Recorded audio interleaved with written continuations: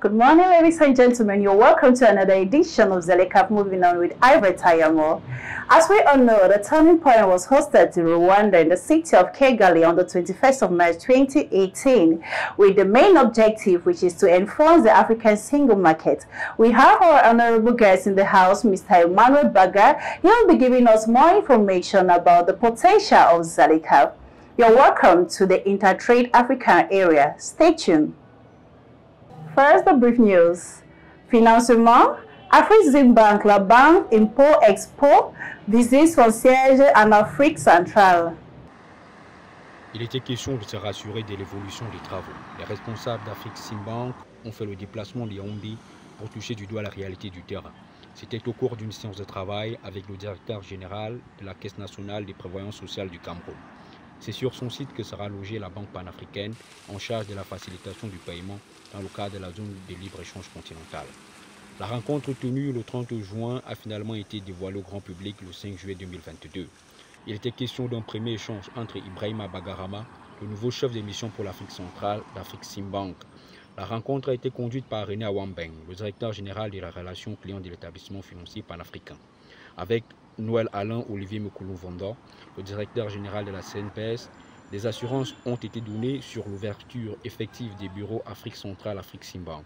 Le mois de novembre 2022 est arrêté comme échéance idéale d'ouverture du centre commercial de l'immeuble abritant la CNPS à Yaoundé. Au-delà de l'ouverture de la banque Import-Export à Yaoundé, avec compétence sur l'Afrique centrale avec la CNPS, un projet de construction d'un hôpital ultra-moderne dédié à la prise en charge des pathologies rares est en gestation sur financement Afreximbank.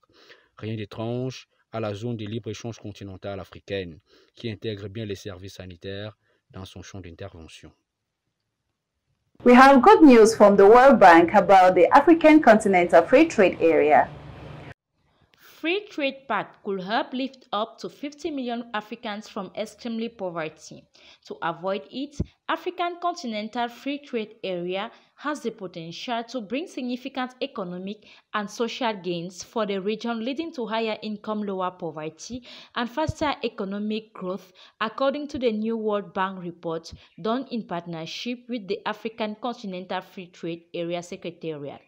The report discusses two scenarios to access the benefits for a market of more than 1.3 billion people with a combined gross domestic product of 3.4 trillion US dollars.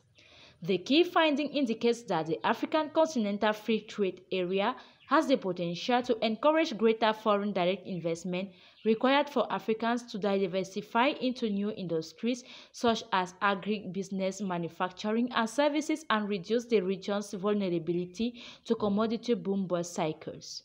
A deeper integration beyond trade and trade facilitation measures that harmonizes policies of investment competition, e-commerce, and intellectual property rights could boost market efficiency and competitiveness, reduce regulatory risk, and attract even more foreign direct investment.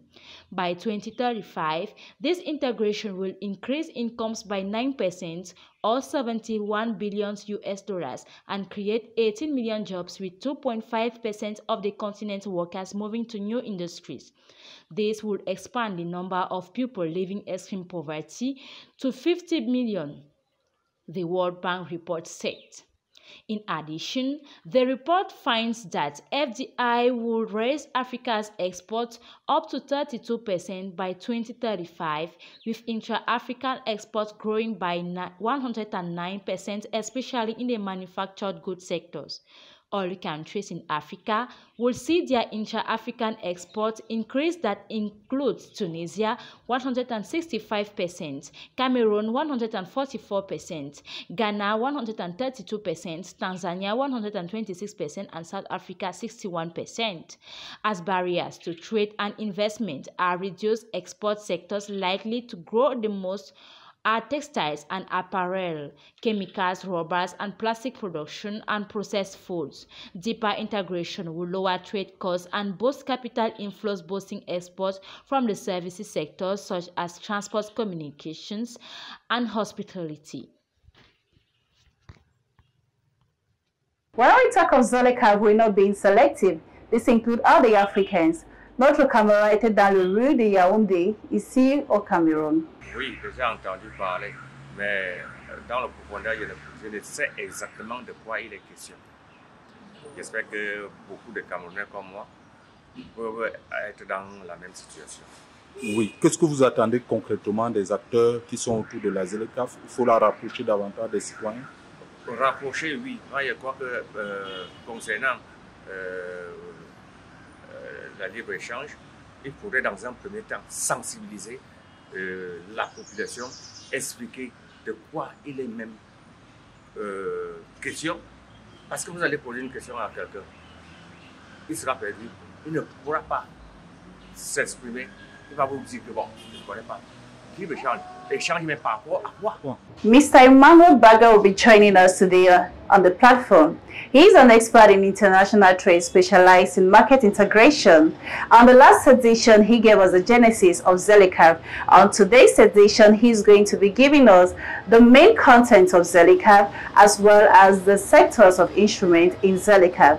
Les citoyens africains et les acteurs économiques, aussi bien les fonctionnaires qui accompagnent le secteur privé, veulent savoir c'est quoi le contenu de l'accord portant sur la ZLECAf. Alors, sur le contenu, il faut dire que les chefs d'État ont été très ambitieux. Très ambitieux, d'entrée de jeu, on est obligé de le signaler. L'accord est costaud, il y a beaucoup de domaines, n'est-ce pas, qui sont dans cet accord. Et d'ailleurs, on a rarement vu un accord de libre-échange aussi étoffé.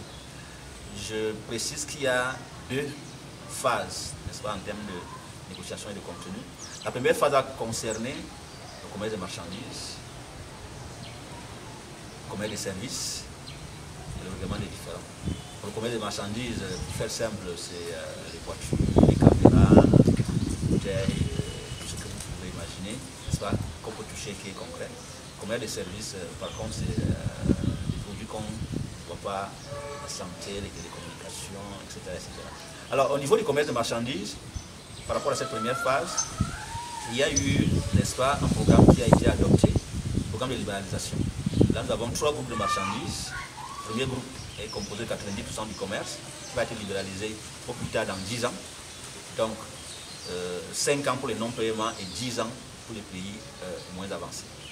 Le deuxième groupe, c'est ce que nous avons considéré comme produit sensible, effectivement, par rapport à chaque économie. Donc, ce groupe-là contient 7% de produits, effectivement. Et le troisième groupe, c'est ce que nous avons appelé la liste d'exclusion, c'est-à-dire les produits qui ne vont pas être libéralisés. Nous sommes donc, n'est-ce pas, sur un alignement 90, 7 et 3%. Et le total, vous le voyez, ça fait bien 100%. Donc ça, c'est l'alignement qu'on a adopté pour libéraliser, n'est-ce pas, le commerce des marchandises. Alors pour le commerce des services, c'est un petit peu différent parce que, évidemment, là, les produits ne sont pas les mêmes. Dans la nomenclature internationale, nous avons 12 secteurs, comme ça qu'on crée des services. Et nous avons donc pris 5 secteurs prioritaires sur et pour lesquels la libéralisation va commencer. C'est le service financier, c'est le service de transport, c'est les services de communication, c'est les services fournis aux entreprises, n'est-ce pas, et les services de tourisme et de voyage. Voilà les 5 secteurs prioritaires, n'est-ce pas, sur lesquels la libéralisation va commencer.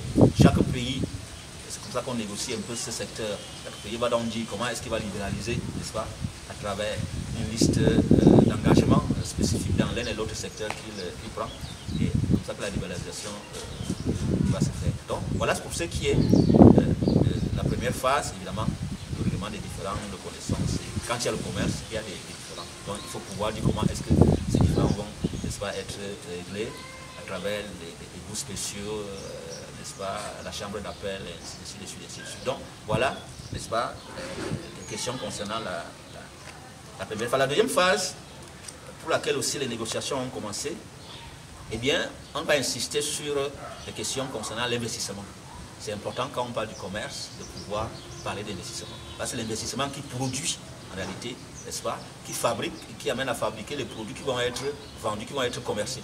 Donc c'est important qu'on introduise cet aspect, n'est-ce pas, dans l'accord.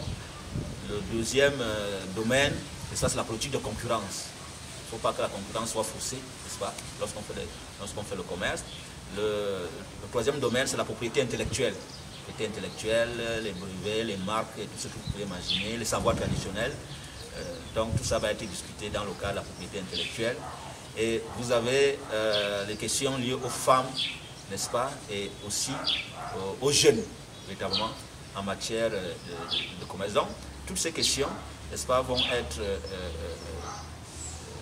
discutées et négociées dans le cadre de la deuxième phase. Vous voyez que, quand vous regardez tous ces domaines, n'est-ce pas, que je viens de citer, vous allez vous rendre compte que vraiment, l'accord est un accord global. Il est étoffé. En réalité, même, il va au-delà, n'est-ce pas, d'un accord qui concerne la zone de libre-échange continentale. Les chefs d'État l'ont voulu ainsi parce que nous avons pris du retard par rapport aux autres continents. Maintenant, il est question qu'on rattrape ce retard-là. Ladies and gentlemen, now you know the main objective of ZLECAf. Let's build the African single market together. Stay tuned for more every Thursday. Stay blessed.